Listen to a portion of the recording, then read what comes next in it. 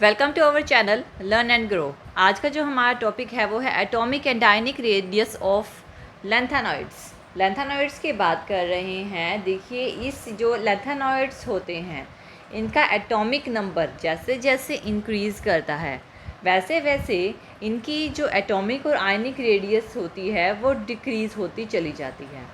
तो इसमें क्या होता है कि जैसे जैसे वो डिक्रीज़ होती है, रेगुलरली डिक्रीज़ होने को हम कॉन्ट्रैक्शन बोलते हैं। क्या बोलते हैं? कॉन्ट्रैक्शन।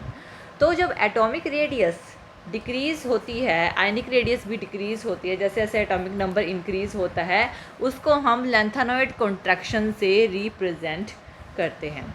अब यहाँ पे हमारे पास एक ग्राफ है जो कि एटॉमिक रेडियस, ये एटॉमिक रेडियस और आयनिक रेडियस और एटॉमिक नंबर के बीच में जो रिप्रेजेंट किया गया है, सबसे ऊपर है La3 पॉजिटिव जो कि सबसे ऊपर है, और सबसे नीचे है Lu3 पॉजिटिव, ये La3 पॉजिटिव, ये Lu3 पॉजिटिव।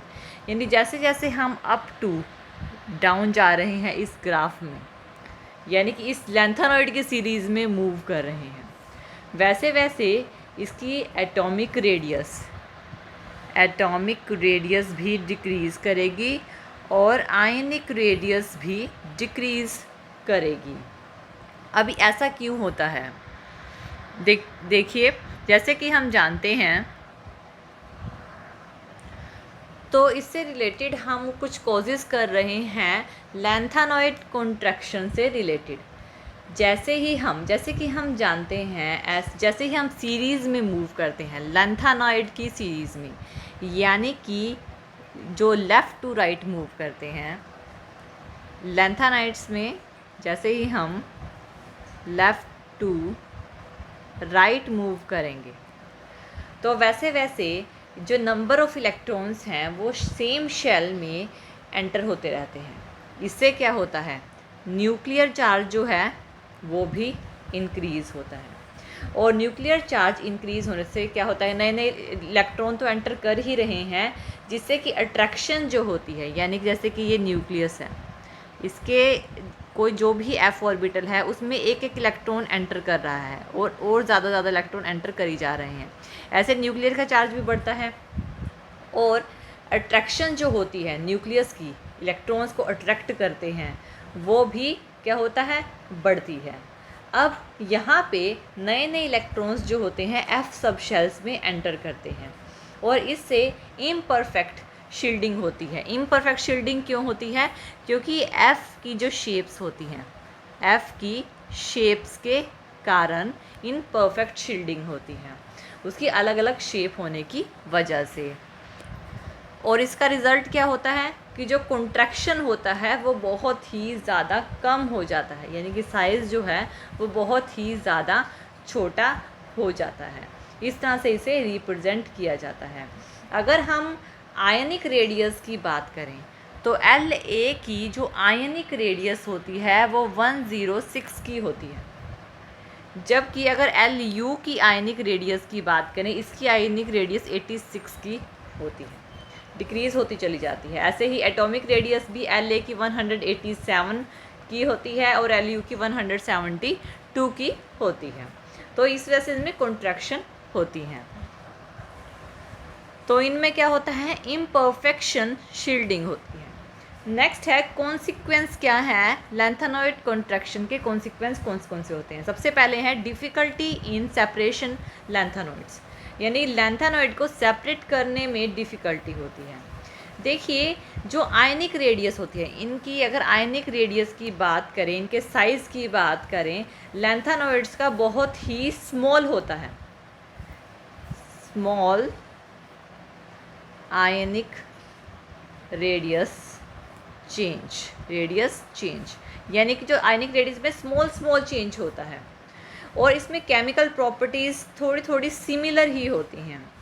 तो इसको प्योर स्टेट में लेकर आना बहुत ही ज़्यादा मुश्किल होता है, जिससे क्या होता है कि क्योंकि इनके साइज़ में बहुत ही कम डिफरेंस होता है, लैंथेनॉइड्स के साइज़ में बहुत ही कम डिफरेंस होता है, और इनकी प्रॉपर्टीज़ भी डिफरेंट हो जाती हैं, जैसे कि solubility, complex ion formation, hydration, और जो बेसिक कैरेक्टरिस्टिक्स हैं हाइड्रोक्साइड्स की वो भी थोड़ी डिफरेंट हो जाती हैं। अब यहाँ पर ये जो डिफरेंस आता है, तो इसी वजह से जो लैंथेनॉइड्स को सेपरेट करना बहुत मुश्किल होता है, लेकिन इसे आयन एक्सचेंज मेथड से सेपरेट किया जा सकता है। आयन एक्सचेंज मेथड से सेपरेट किया जा सकता है। तो ये है फर्स्ट। सेकंड है similarity in size and second and third series. Size में क्या सिमिलैरिटी होती हैं? देखिए, एक तो होती है हमारे पास फर्स्ट सीरीज़, दूसरी है सेकंड सीरीज़, तीसरी है हमारी third series. First transition series में सबसे पहले आता है स्कैंडियम, SC से रिप्रेजेंट किया जाता है। इसका जो साइज़ होता है 144 pm का होता है।